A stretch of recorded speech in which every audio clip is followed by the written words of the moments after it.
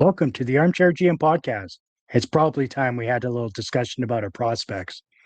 So, without further ado, let's get into it.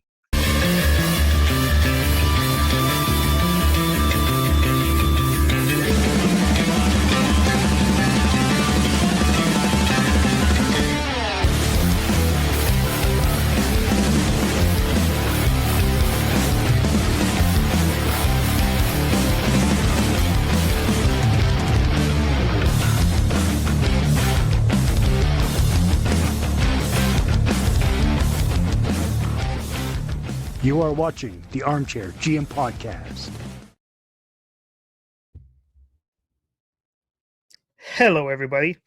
The playoffs just ended, and the Carolina Hurricanes, I believe, as Chris predicted, won the Stanley Cup. Absolutely. Yeah, I'm not going to bring up my my bracket. I lost it.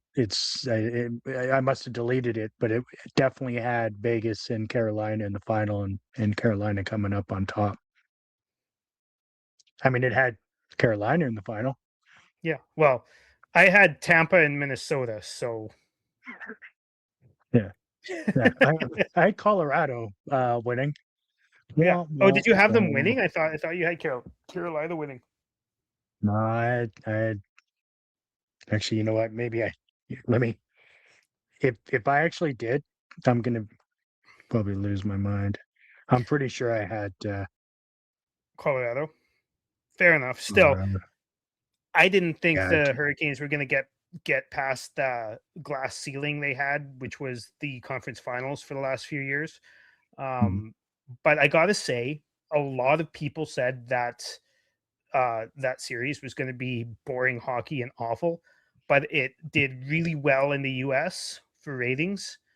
I don't think it did great in Canada for ratings. It did great in the U.S. for ratings, but it was one of the best series I've watched in a yeah. long time, just from an entertainment standpoint, from high flying offense. Like from an offensive standpoint, I think that was the best series I've watched since there was a Pittsburgh and Philly series back when like Giroux and Voracek were playing in Philly, and Crosby was still fairly young that I watched, and that one always sticks out.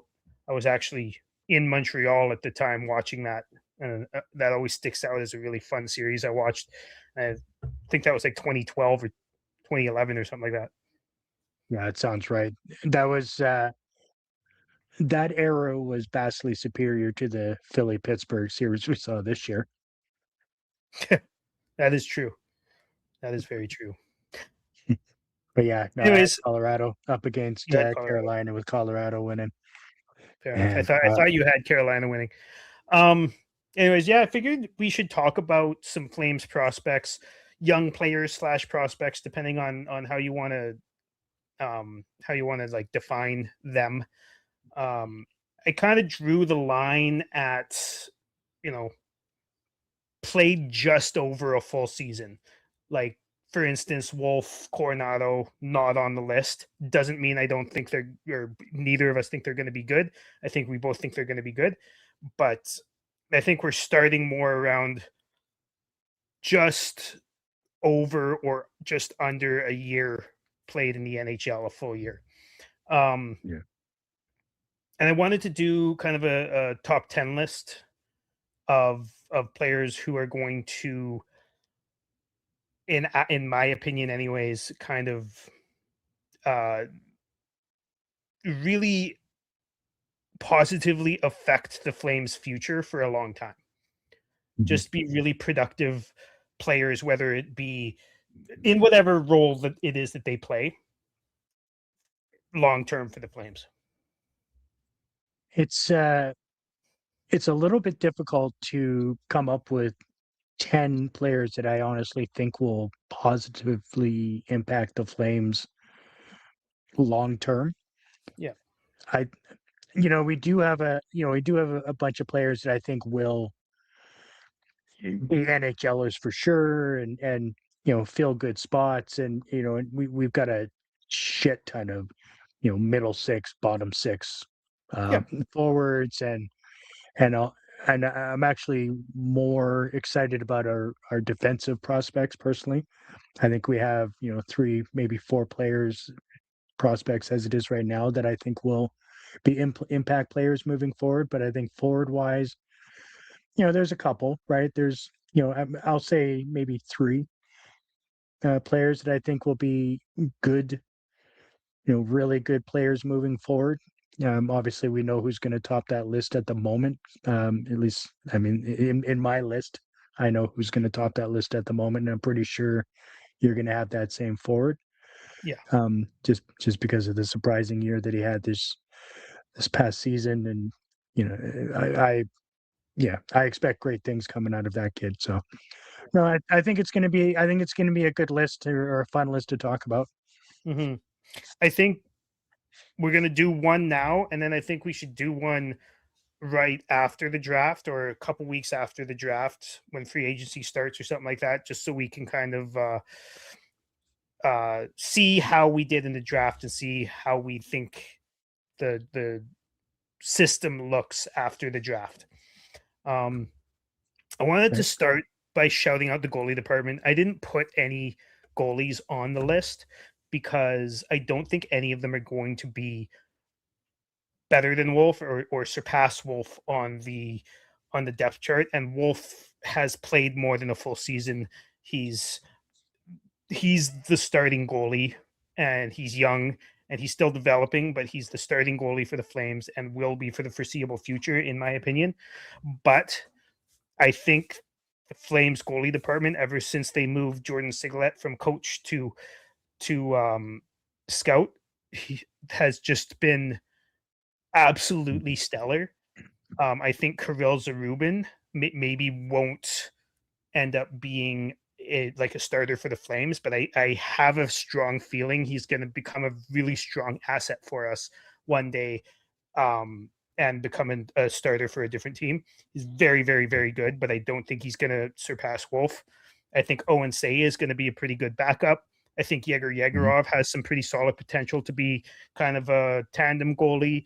Chechelev probably kind of back up, and Sergiev has kind of 1A, 1B kind of tandem goalie potential as well. And I think the big thing here is like we've seen, remember the days of Leland Irving and Yoni Ordio and Mason McDonald, and like our goalie department is so much better than it used to be. And I Yeah. think LaBarbera is great for teaching our young goalies at that level. So No, you're absolutely right. There was a dramatic shift once he came on as the coach. We had just a gauntlet list of really good goaltenders that came through the Calgary system. That all, you know, how many of them ended their career here because it just did not work out, or they moved on elsewhere. You know, like Elliott and Hillier, and I mean the list Ramo, goes on and on. Ramo and Riddick, Smith and Riddick, and you know, and yeah. Riddick I feel really bad for because I still feel like he should have been given a bigger shot here. I think he Um, should have started that series. Talbot started that series. I can't yeah, remember who it was against, and Talbot played really well. But I still think that Hiller does, or is not Hiller, sorry, Riddick deserved to start that series because he was the better goalie for this yeah, coming for the down the whole. stretch. Yeah, Yeah, yeah, absolutely. Yeah, I feel like he wasn't given the treatment he deserved. Same with um yeah, what's his name? That just left the organization last year. Um Vladar. yeah, Vladar Dan. Same Yeah, thing, right? I mean, you know, but it could be just as simple as, you know, that simple go to a different organization, get into a different surrounding, get some different coaching and become just a better yeah. player. Whether, you know, how many players you see can get that opportunity and they thrive on it. And that's likely the case for him. You know, is he a true number one? Nah, he's definitely a a decent 1A 1B type player for sure, but He had he an just incredible season. he had an incredible exactly. He played very well for Philly, and good on him. I'm glad he had the chance, and we were able to kind of be a stop for him in his career, and hopefully he became a better goaltender because of it. But you're right, having having proper goalie coaching is obviously going to be key. Singlet was part of the organization as far as that role for how long was he there? Like 12 years, 13. He was there for a long time. Yeah, and then they moved Yeah. him to a different role, a role that really Mhm. fits him a lot better, and I'm really happy they Yeah, did that. But he was totally. honestly an awful coach. Yeah, He exactly. destroyed careers, in my opinion. Um, Yeah, yeah. so shout out to the goalie department these days. Everybody seems to be slotted properly when it comes to organizationally, and also we just have a bunch of really strong goalie prospects in my mind, headed up by Kirill Zarubin. Going to Mhm. be really interesting to see how he does. Believe he just signed uh, to come over to North America, so I believe he'll be in the AHL next year. I could be wrong on that. But I wanted to do just one more shout out to a few honorable mentions before we get this top 10 list going. And I kind of have a reason, and I'm going to ask you after after I'm done mentioning all these guys. But I have a reason for each of these guys why they're not on the list, even though I think they're all fairly good prospects or young players who have kind of an off shot of being really strong contributors to the Flames in the futures. Um, Mhm. I'm going to start with Rory Cairns, who I know I'm pretty sure you would have on this list for sure. But I really like him. I like how he plays, and he's shown really well at the NHL before. But I just I like he's probably going to sign a qualifying offer this year, but I don't see him being long for the organization simply because of how they've kept him in the AHL when he should have gotten more of a chance when he was almost a point per game for six or seven games or however long he was up 2 years ago, and then he just spent all year this year pretty much in the AHL and never Yeah, really got the chance that he straight up deserved, to be honest. So yeah, I'm not sure if he is going to choose to be in the organization for very much longer. Otherwise, I would absolutely have him on this list. I think Adar Suniev has an absolutely incredible shot, but his skating is really, really tough. yeah, Really, really, really tough to watch. And it's going to take a long time, I think, for him to get that under control in order for him to be able to keep up at the NHL level. Henry Muse, so much talent, but we've got too many offensive right-handed defensemen already that are probably have a higher upside. Um, and like he would be so awesome to have if we weren't already stacked, if you know what I mean. yeah, Um, Etienne Morin, I really like the way he plays, but I'm not sure. He was kind of split between the ECHL and the AHL last year, and wasn't really given much of a shot. And I'm just curious if he's ever going to. There's going to be a big opportunity this year, and I wonder if he's going to step in and be able to take it or not. And right. Axel Hertig, I'm not sure how much playing time there's going to be for him once he does graduate to the AHL and the NHL, because I think we're probably still going to have like Kevin Ball and Right. Yan Kuznetsov and guys like that for a while, and I think that he projects similarly to them, so he'll become a trade piece just because there's too many of those guys already. Yeah, I'm a but I big mean, fan of Hertig. yeah, no, for sure. And when you think about, we do have quite a few of the, like you said, the right-handed scoring defenseman, which is, it's not a bad problem to have. But you also Well, need, I think, to pair with that is a stay-at-home guy.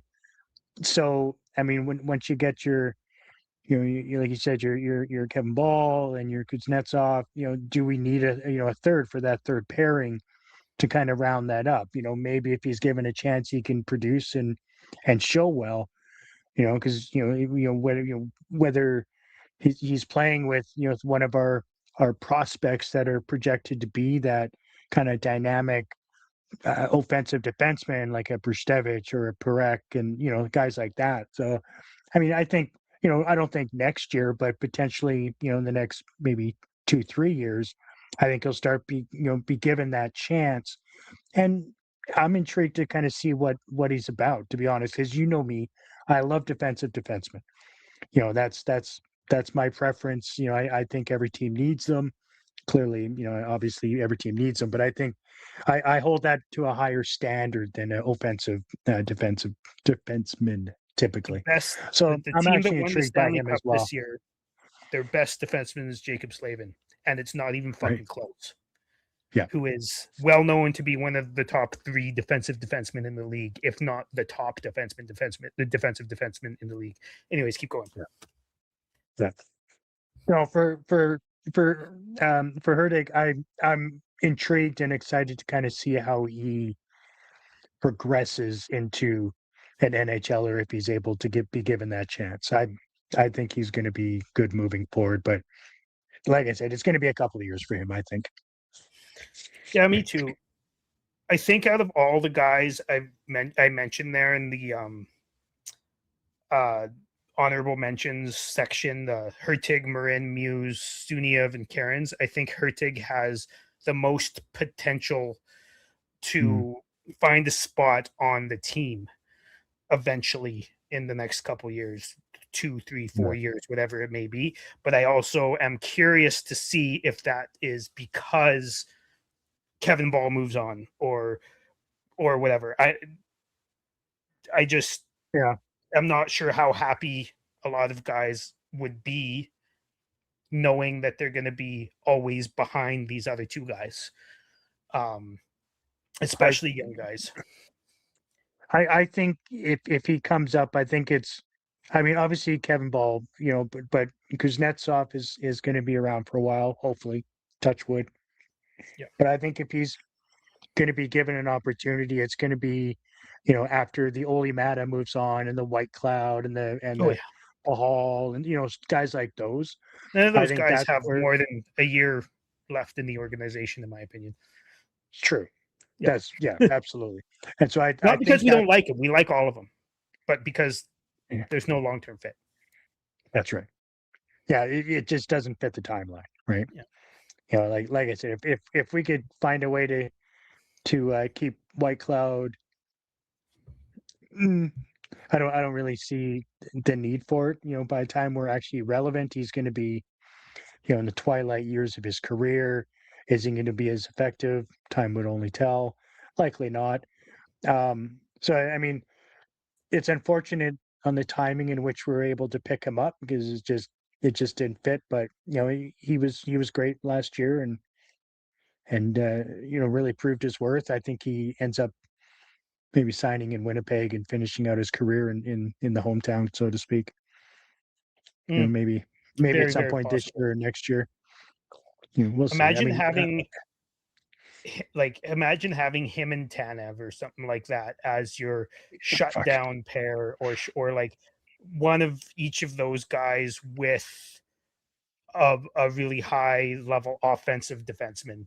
You just have an unstoppable blue line. Yeah, no kidding.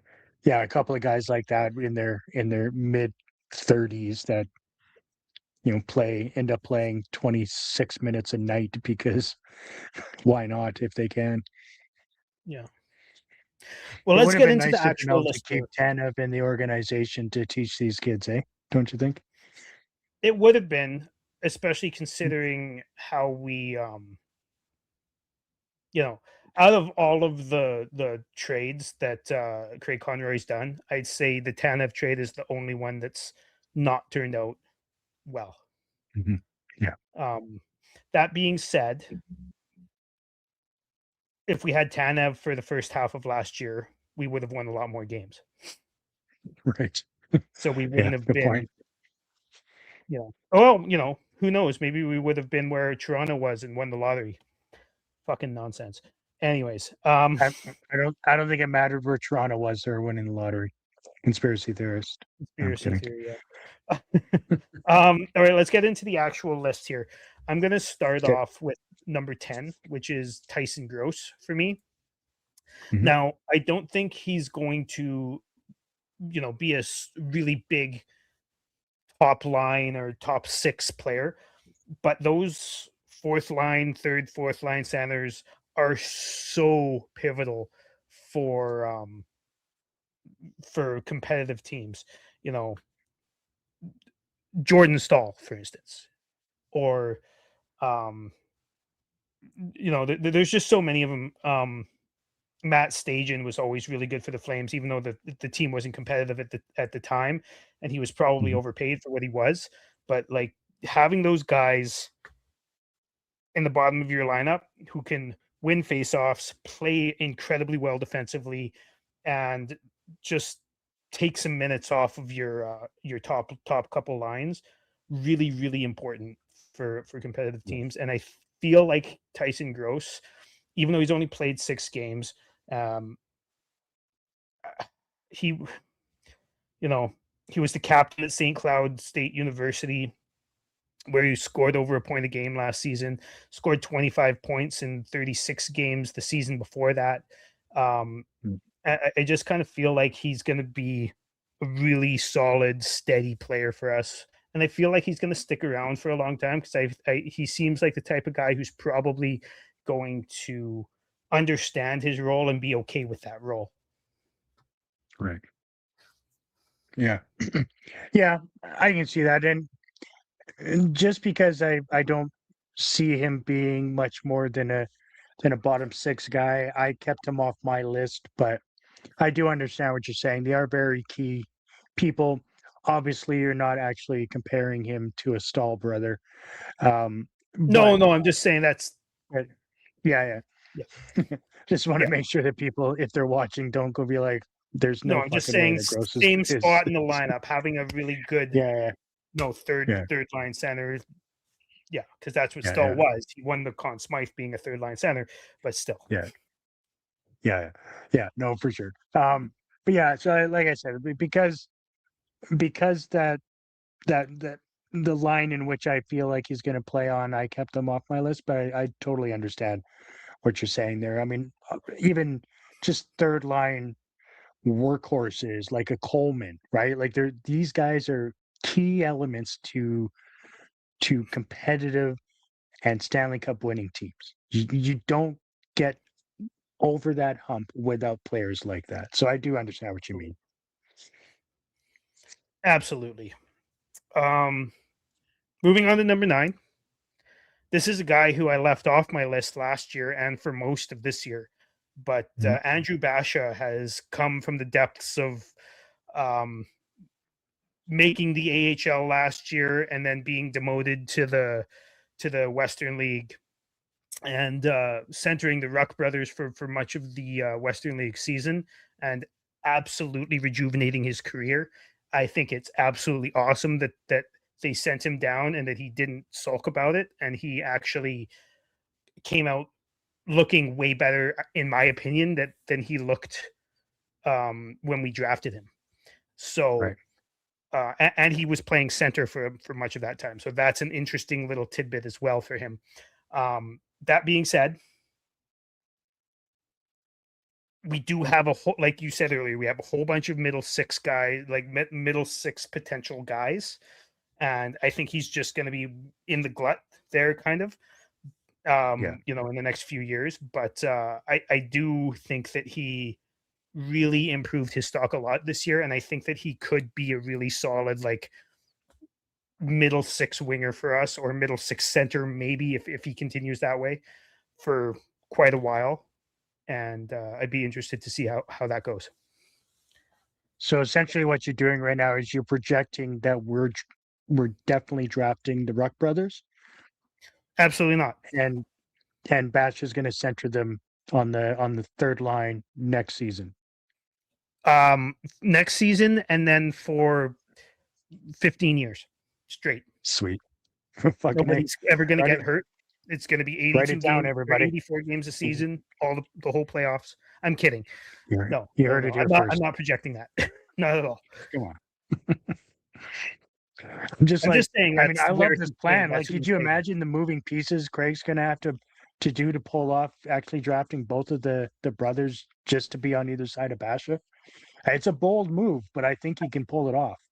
Honestly, I kind of feel like if Craig really wanted to, it wouldn't be that hard for him to move into a spot where he could get both of them.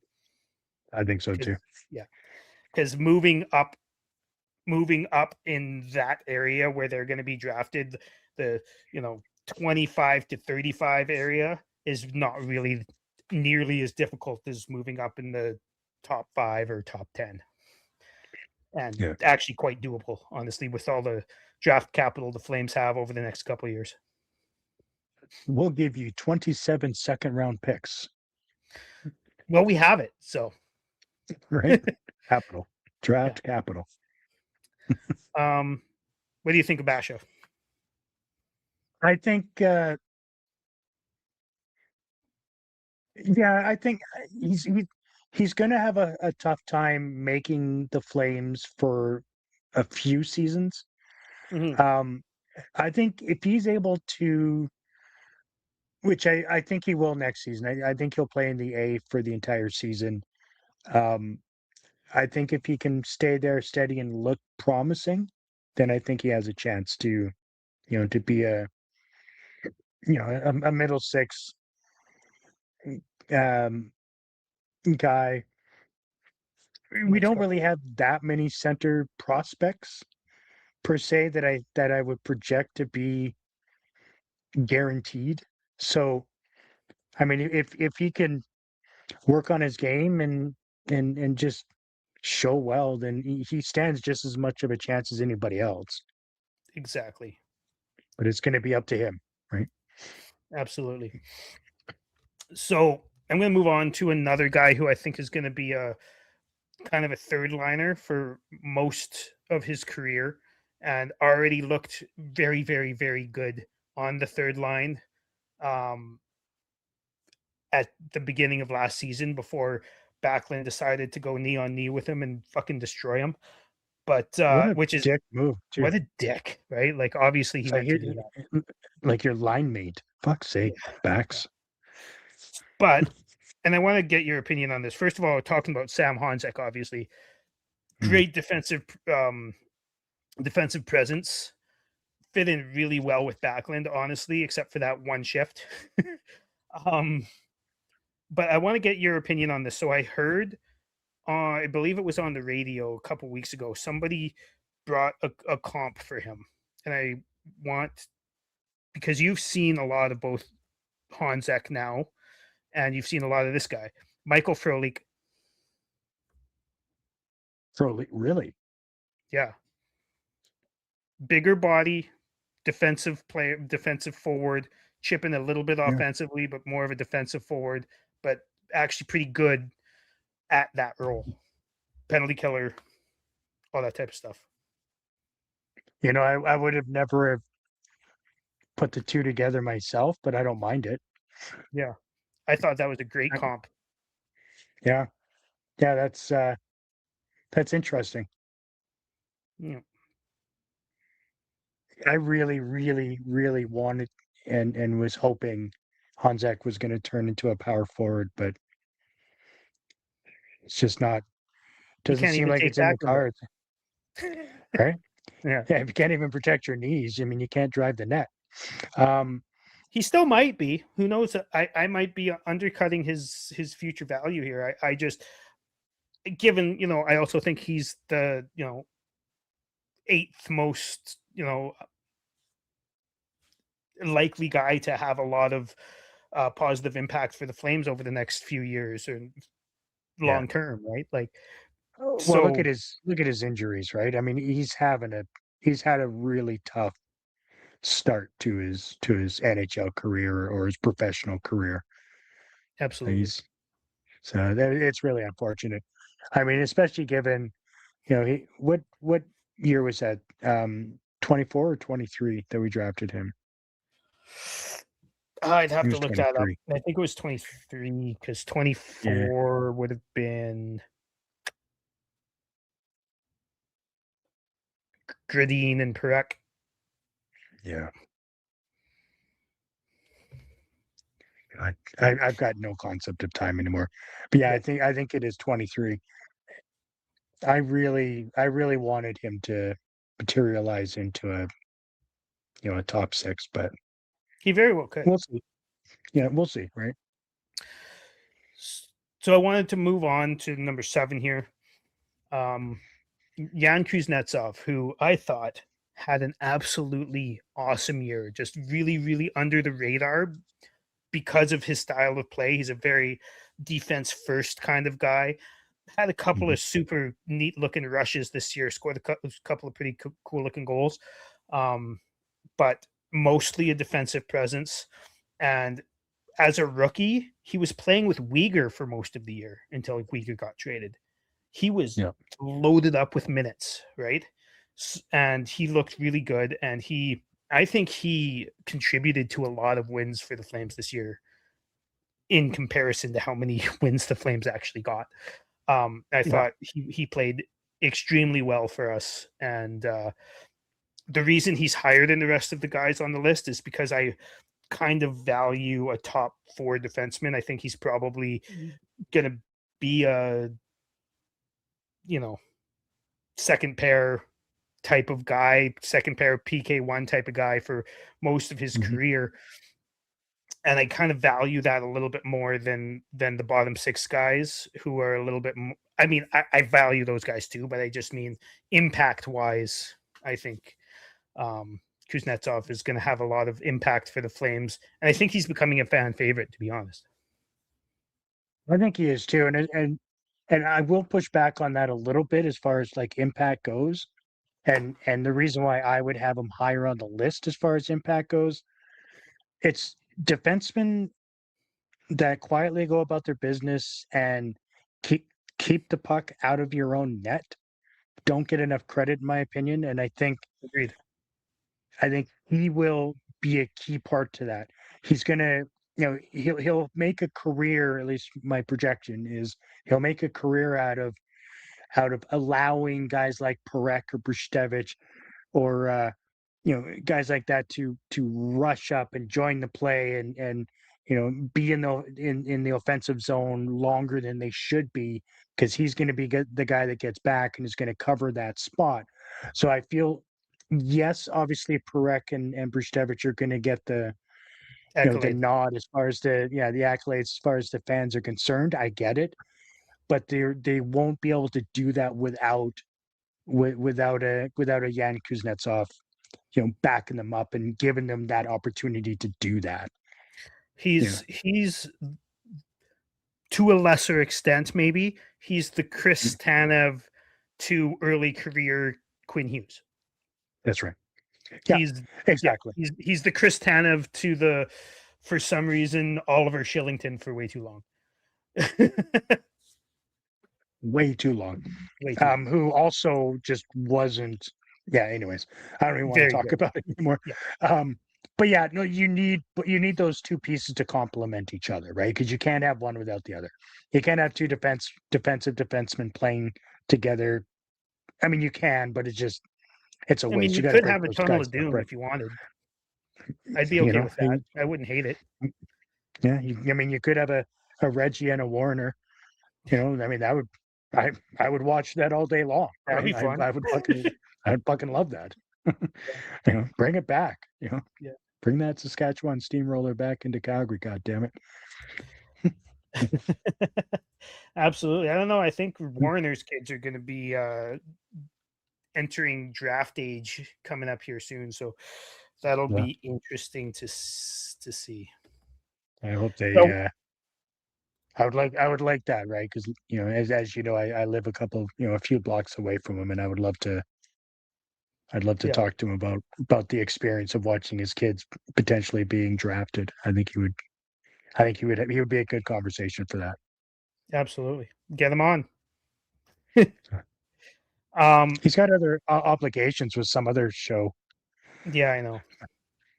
and he's Bunch of never home scrubs. anymore. No, I'm kidding. I love those guys. Um, Mm, so I wanted to talk about my number 6 here, and I don't know how much you've been paying mm, attention to this guy, but Theo Stocksalius, mm, he's becoming quite the player. Now, when we drafted him, I kind of thought he was kind of a project. He was recovering from cancer, I believe. Which he's like recovered from, um, and he's been playing a lot, kind of half and half in the uh, adult Swedish league for Djurgårdens, and he's also been playing for sometimes the junior team, mm. depending on the time of year. He absolutely destroyed the playoffs this year for, I believe it was the junior team. Let me see if I can find the stats here. Yeah, 20 points in 11 games for the U20 Djurgårdens team. Mm. Is Uh, it 20 points? I have 16. that's for the regular season. The playoffs was 20 points in 11 Oh games. yeah, got it. 16 points in 11 games for the U20 team, which I think he started the year for the U20 team and got 16 points in 11 games, and then he went to the adult league, the Yeah, the higher professional league. league, Yeah, and got 1 point in 16 games, and then his team got eliminated from the playoffs, and then he went back to junior and got 20 points in 11 games in the playoffs, and in the WJC, the World Juniors this year, he got 4 points in 3 games for yeah, Sweden. So um, obviously, there's some growing pains when it comes to being in the adult league, but the fact that he got promoted from the junior league to the adult league at 19 is pretty impressive. And I'm sure I don't have the stats here, but I'm sure he wasn't played all that much. But yeah, I'm yeah. really excited to see him playing. Believe he signed a contract with the Hitmen, so it'll be he signed a contract with us, but he's uh, I believe supposed to play for the Hitmen next year. I think Nice. he could play for the AHL, but I think it's most likely he plays for the Hitmen. But he's a 6'3" guy who plays a lot of center. Sometimes he plays the wing, but he plays a lot of center. Hmm. Kind of lanky, kind of like an Elias Pettersson build, but Yeah, that's my only concern, right? has Six a lot three of and potential. I think 195 he could be pounds. like a second line center. Yeah, yeah. I think Yeah, obviously as he grows physically, he can potentially be a force out there, right? Like if he can get himself around 205 at 6'3", just build a bit more on it and be a little more sturdy. I think that would be the direction the Flames are going to want to go. Um, Given that he did, go and play with the adults in, you know, 16 regular season games, 1 points, 3 playoff games, 0 points. Obviously, he's going to we're going to need to work on playing with players of higher caliber and bigger size strength. and Yeah, stuff like that. But he's going to be another one of those projects. I think he can. It's going to be up to him, right? If he can stay healthy, yeah, it's. I'm actually. I didn't know that he was going to be playing with the Hitmen. Maybe I'll go check him out a couple games this year to kind of see what I'm he's not like out sure. there. I think he has the option. I think the team and the player have the option for the Mm, Hitmen, because I think what happened is he signed with the Hitmen, and then he got an two-way NHL deal, an entry level Mm. deal, but he's still of the age where he can play for the Hitmen. But because he's coming from Europe, he also has the opportunity to play for Mm. the Wranglers. So Right. I'm not sure where he's going to play, but I'm betting he's going to light it up. Yeah. Yeah.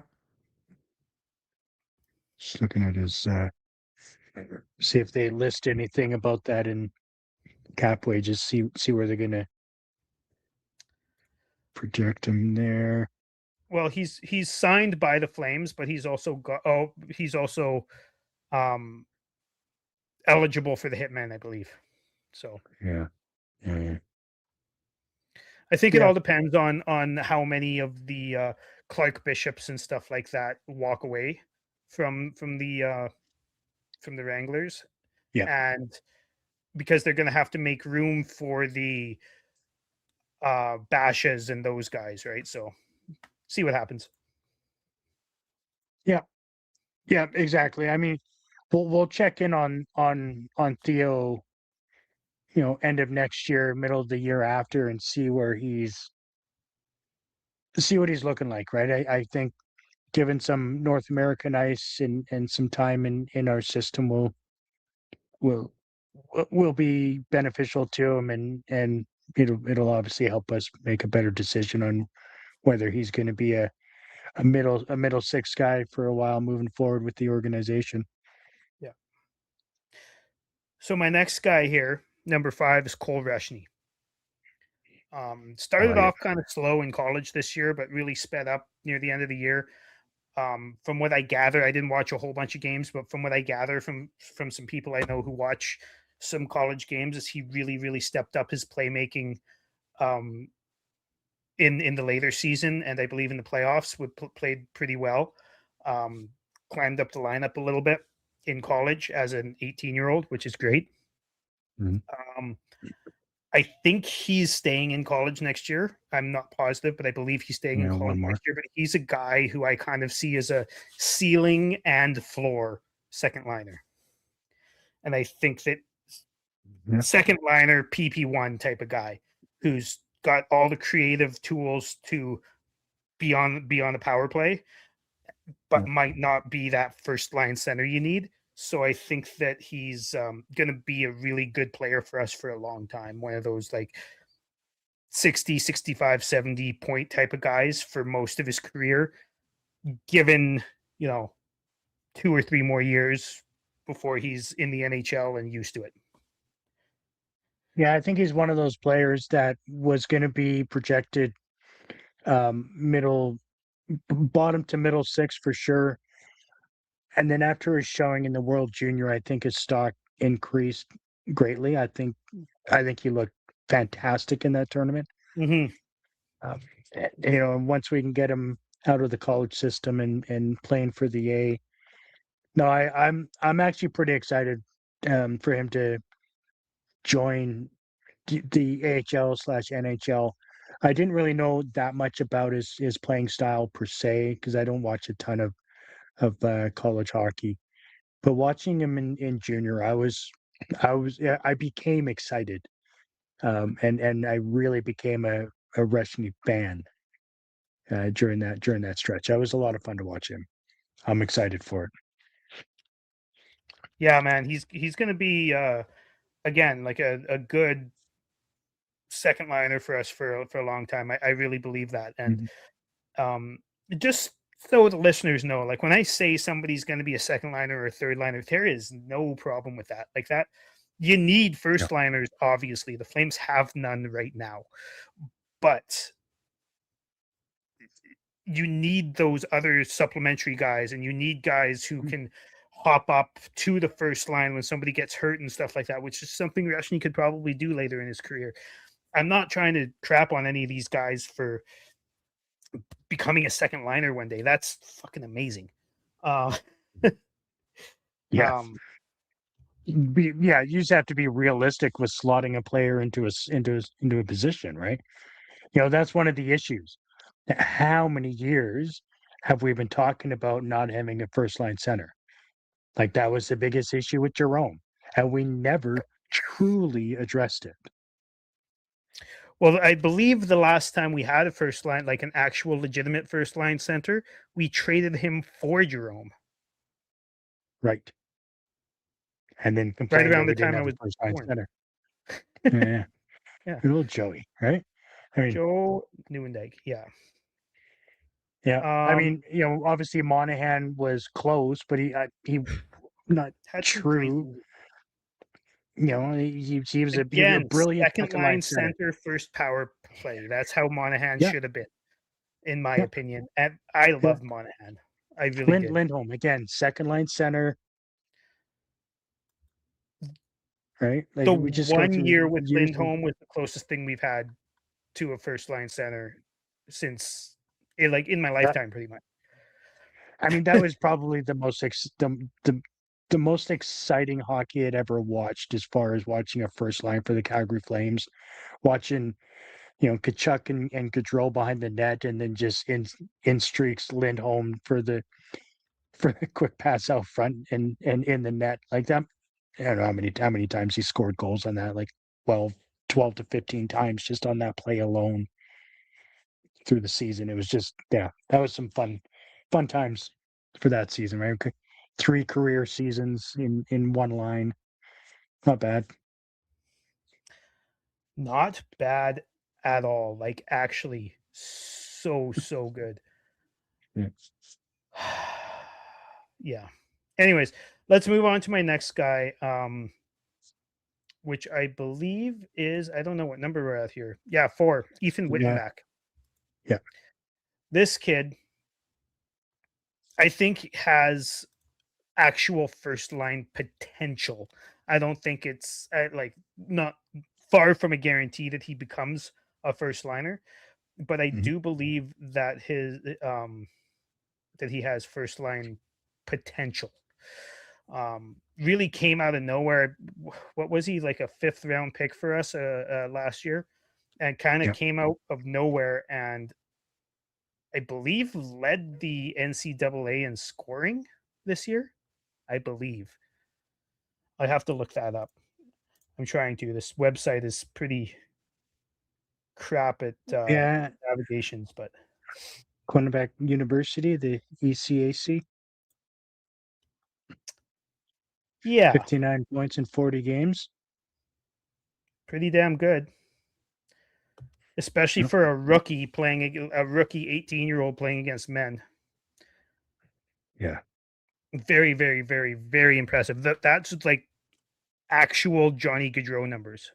Now, I'm not saying this guy is going to be Johnny Gaudreau because that's silly, but that's Johnny Gaudreau numbers. He actually won the Johnny Gaudreau award. Um, Not really sure what that award is for, but he did win it. Got absolutely robbed in the college MVP voting. I don't think he actually made the top 3, even though he was, I believe, the leading scorer. Right. But damn, this kid has some potential, and some of the highlights I've seen, and like, seems like he's a big game player too. Like when he needs to step up, he steps up and like goes off for 3 points or 4 points or a hat trick or whatever. He's just clutch guy, in my opinion. It's been a while since we've had a big game player, right? Like obviously, I think guys like Perek and Gradine are going to be those guys moving forward as well. Yeah. But once once like Kachuk or Gaudreau, guys like that left the organization, it was just like there was such a void of big game players. Yes, absolutely. Absolutely. And that's something we need. And I'm not projecting Wittenbach to be that, because we also have to remember he's had one really, really good season, but he's a guy who was picked in the 5th round for a reason as well. So that could just be an outlier. We don't know yet. But Yeah. the the the progression that we're seeing is great to see, and it's very possible that he has that potential. Now he also has bust potential, but I think he's got the potential to be a top line player. Yeah, absolutely. And even like the 24-25 season, playing in the United States Hockey League, the USHL, 44 games played, 51 points. Pretty Um, damn good. I mean, I don't know what the competition is like in that league. I suspect it's not stellar. He was a 17-year-old. So, obviously it's junior Yeah. and younger but I mean, yeah, to be more than a point per game guy in back-to-back seasons in two different leagues, I think it projects well for When you're Whittenbach for 18 sure. in college, that's very, very impressive. Yeah. Yeah. Yeah. All right, let's move on to three guys who we've all seen lots of because they're on the team now. Let's start with Hunter Brstevich. Um, Anyone who's watched this show knows I fucking love this player. I think What? he's. I don't think he'll be our first pairing guy because I think Perek will be there, but I Mm. think that he could be a first line player in a few years. He'll be first line quality, first pair quality within the next 2 or 3 years. We'll just have a guy who plays more and gets more accolades because he's got the offensive talent, whereas Brstevich has more of the two-way talent. He's Mhm. got some wicked offensive talent as well, but he's got more of the two-way talent, and I think he's going to be just an incredible uh, second pair. I think him and Kuznetsov just make so much sense together, like long term. Yeah. And I'm I really excited to see how they play because I feel like they'll be paired up together as early as this upcoming season for a large part of it. I'm I'm excited for that potential as well, to be honest. That would be a deeply defensively sound pairing. Mhm. Um, one of the things I like about Pristevich over Perek, obviously Perek's the elite offensive defenseman. I get that, but as far as a well-rounded, complete package, where he is very good offensively, and I think he's also very good defensively as well. I agree. And he will grow on what he's already shown. So there's a lot of reason to be excited about Brusevich, I agree. in all three zones. I think some of the passing that you saw him do this year, some of the creativity along the blue line was phenomenal, and his work in our own zone in the corners. Like I think, yeah, no, I know you were super excited about him coming into this season, and I was less so, I was but super he excited grew about on him the me. day we got him. Exactly. Yeah. Yeah, I know. One of the only And junior players I watched at that point, and I yeah, was like, "Fuck, I wish we had him," and then we got him. and we got him. Yeah. Yeah. No, I mean midway through last season, I was like, oh, yeah, no, I like this guy. This guy's gonna be fun. Mhm. And so I mean, I'm like I said, I'm way more excited about our defensive prospects and what we're showing there than I am for the offense because I feel like we have a top pairing, we have a second pairing, we have a third pairing, and that's just in the prospect pool. Yeah, and honestly, like this year, I think we're probably going to draft another one just because of where we're Mm, drafting. I kind of feel like there's going to be two guys who Craig is not going to be able to pass up. Are they right. guys I would pick? Maybe not. Maybe I've kind of succumbed to the fact that we're going to pick Verhoff, even though I really fucking don't want to. God. Out of like the 8 guys in the top 8, Verhoff would be 9. um, I Yeah. but if if Craig decides that's who we're picking, our scouting, like look at this list: Wittenbach, Mm, Reshny, Stock, Salius. Where did he come from? Right, like Yeah. I think that there's good reason to believe in our scouting staff, even if I'm not a big fan of the pick to begin with. I'm going to support him, right? Um, Yeah, I mean, that being obviously, said, if we pick him up, he's he is projected, to be in in the top 5 to 10 to 5, right? yeah, And so I mean, I've if we seen pick him him up, I'm going to be 4 to upset. 12. He's everywhere. Yeah, Yeah, yeah. Well, that's the issue with this year's draft is that's how he could be. intriguing this one is because your top 10 um, media writers that do this for a living, they all have a different list from 1 to 10. Yeah, Like it's outrageous. I mean, the only McKenna's the only more one. constant is the number 1, right? Yeah, Stenberg is anywhere from 2 to 4. Malhotra Mhm. is anywhere from 3 to 6 now. I've heard Yeah. him today going at I 6. Like, I'd be happy with I Malhotra. I I I've seen 3 lists with Ruck in the top 10 for fuck's sake. I think that's crazy. But yeah, I sure. I do too. Yeah. But like that's what I Um, mean though. Like it's all over the map, right? exactly. Yeah. So, anyways, super pumped on our blue line prospects and our blue line in general. I think one thing I'm just gonna stop here before we get into the top two. Everybody already knows who they are, but um,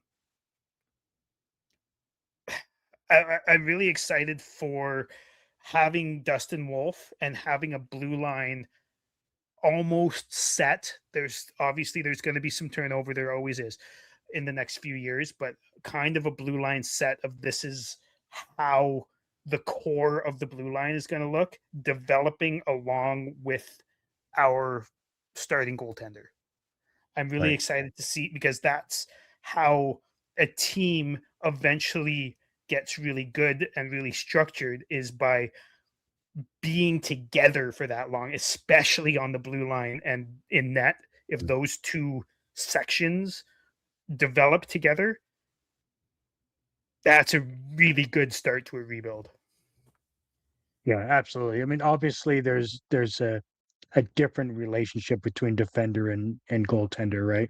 You Yeah, know, they're it's a love hate. They'll give each other shit. They'll give each other praise, and yeah, but they're gonna grow together, and that's kind of a cool thing. yeah, Usually, you see teams or players develop and grow together in the A, but I feel like because of Wolf's age, they all get to do it together in the NHL once they're up here, right? Like right because now, we we have started 3 with the guys. goaltender. He's the first guy we That's had. right. Yeah, Yeah. And then this last year we had three AHLers that have been given the chance. I guess Perek isn't an AHLer, yeah, um, but 3 defenders given the chance to play, and so I it's really neat actually that you bring that up. It's something I didn't really pay much attention to, but you're right. Having those guys being able to feed off each other, learn from each other, and learn how to be professional hockey players while learning the system. Yeah, that's neat. I like yeah. that. I like And that a lot. those players just like who I'm talking about right now, the core, the future core of of the blue line. Kevin Ball, probably for most of it. Mhm. Jan Kuznetsov, I really hope for most of it. Perek for sure, and Brstevich. I'd be Mhm. awfully disappointed if we didn't keep him for a long time. Yeah. Those 4 guys, I feel like can be really solid, just growing pieces, growing together, and Ball becoming the leader on that blue line, and eventually Kuznetsov and Perek kind of in there too, right? Like it's going to be great. It's going to be great. Yeah. Let's move on to number 2. Okay. Speed along here a little bit. Matvey Gridin. I always say Gridin. I have to remember it's Gridin. Um, this guy. Now, I've changed my tune on him a little bit. When we first got him, when we first drafted him with that late first round pick a couple years ago, I watched a bunch of highlights and like some prospect breakdown videos that do the good and the bad of the prospects, Mhm. and he reminded me a lot of of Jerome, to be honest. Not like I never projected him to be Jerome, but I've changed my tune in the fact that I think that he's not really like that. He's more creative than Jerome, Right. playmaking wise. Mhm. Um, I'd like to see him use his shot more because I think he's got a wicked shot. But this guy Yeah. was by far the most exciting part of the Calgary Flames um, for most of the season, up until the last 10 games when Perek started Yeah. I was gonna taking say on. up until Perek decided to start showing the the reason why he was drafted and the reason why there's always a microphone in his face because he's projected to be that guy. Yeah, But before then, yeah, Matt yeah, Bay had been the person everybody was talking about for weeks and weeks. It was fantastic. absolutely. It was exciting. Absolutely. Um, yeah, I think him and Wittenbach are the only two guys we have right now who have legit first line potential. And I Mhm. think Gridden is pretty much going to be there in the next. It's amazing how this guy has gone from the USHL to the AHL to the NHL and taken a very, very small amount of time to adapt to each one of them. And Yeah. I think that he's going to take a very, very small amount of time to become a star player. I think it's going to be in the next 2 years. He's going to be star level. He's got that much talent and he's got the Yeah. swag. Like he came out in the Flames locker room cleanout day and said that he was going to lead the team in points next year. Yeah. I love that. Yeah. I love that. Like the confidence there. I mean, to have a 20-year-old go through the ranks in the different leagues like that with such poise and confidence and like you talk about you hope that they can come in, be effective, and just, stand out for the right reasons. And from like the very first game, Gridden stood out for the right reasons. Yes. And he got better. Like obviously, he didn't he wasn't a world beater as far as scoring goals and things like that. Like he ended the season with 20 points, 6 goals in 37 games. But just that star power, the creativity, and just driving the offense on a line Once he gets more was just talent with him, watch out. yeah, yeah. You imagine Yeah. what he can do when he's not playing with Farabee. Yeah. Frost. It was him and Frost. They actually looked I know really good together to be fair. they did actually. Um Yeah, that's yeah. Really excited for the future of Matt Vigrid, and he's definitely my favorite forward in the system currently. yeah. I'm going to go on to number one. We've talked about him many times. I've only got a little bit of time left before I got to go. So I am going to quickly talk about Mr. Zane Perek, who I have at number one for obvious reasons. I think he's going to be an absolutely electric power play quarterback. I think he's going to be an absolutely electric, um, you know, playing from, the last couple minutes of being behind in a game, or when you really need a goal, he's going to be the first guy over the boards. He's just always going to be there creating um offense. And I think his defense needs work, but I also think it's a little underrated. We talked about this lots. I think his skating is the biggest issue. He's a little bit slow to get back, and it's not because he's not trying, it's because he needs to work on his speed. But there was quite a few times in the last quarter of the season there when you saw him make solid defensive reads, solid defensive plays, whether it be body positioning to get the Mhm. puck off of somebody. He's not going to be somebody who's hitting to get the puck off, but using his body positioning to get the puck and um, intercepting passes, because he's got that high level offensive brain. He can see what the opponent wants to do, and I've noticed him intercepting lots of passes. He's got a wicked outlet pass. I know you're not a big fan of it yet, but I think he's got a wicked outlet pass.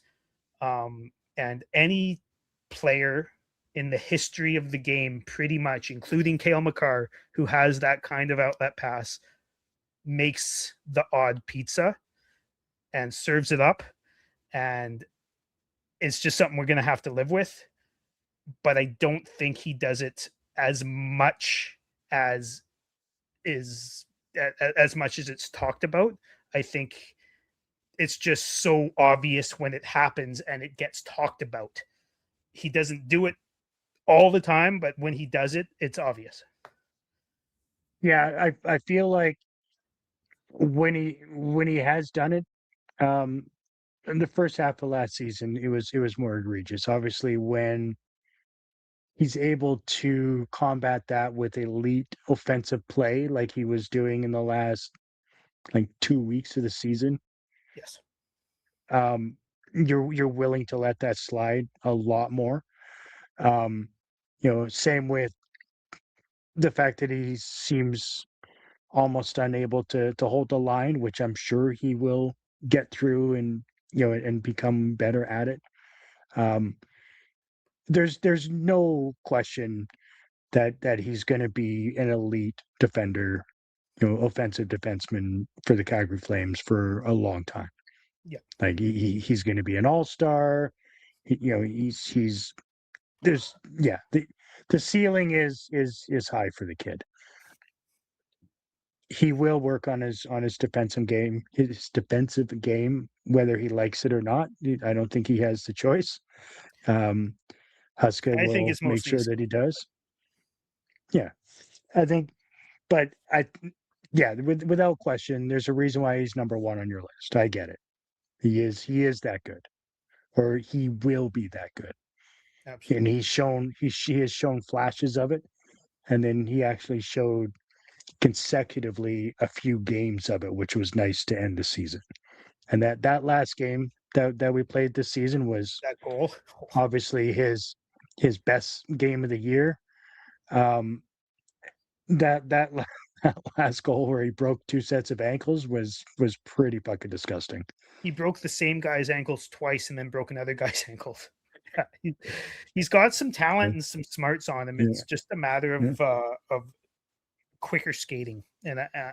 I really believe that, because when he is there, he makes the right Mhm, play yeah. often. He's really It's a good matter of defensively with getting his there. stick, like a Brody, with defensively with the stick. That's where he's going to have to make his mark is being But just Brody that was good quick. defensively with his right. Do you remember the plays in their own zone Oh with yeah, stick or stopping passes? That was, and I think that's where he's going to have to be, because that's like my 2K Brody jersey right there.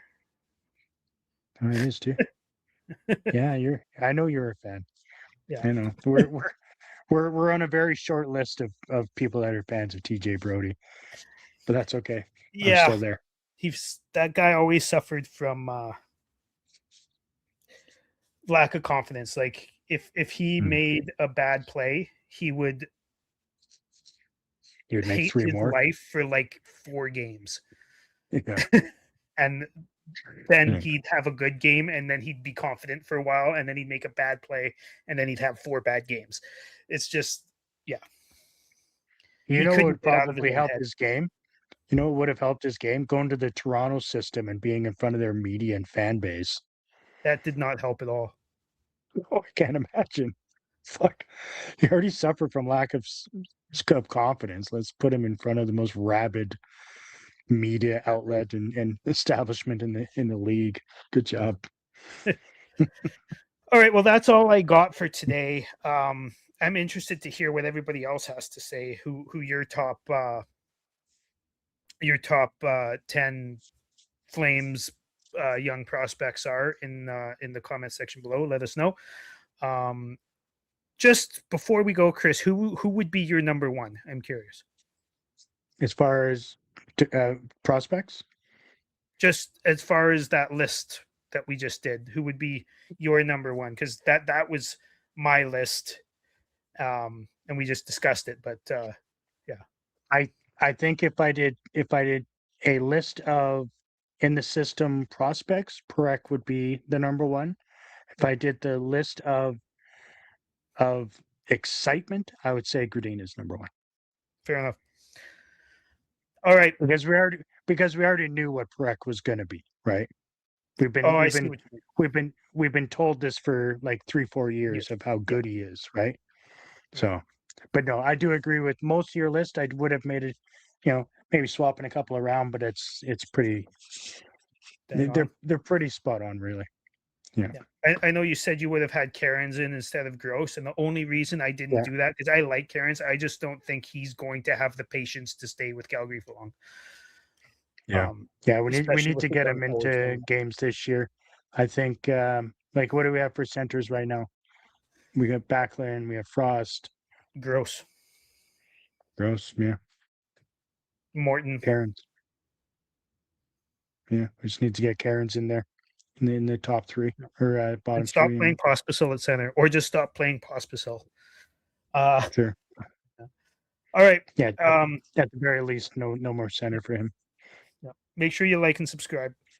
Make sure you tell your friends and check out the Rocky Mountain Maniacs, the band that does our intro and outro music. We will have a link in the description. And go Flames, go! Let's get ready for draft day. It's only a freaking week away here, guys. Love it. Pretty excited. Hopefully we can get a freaking solid player here.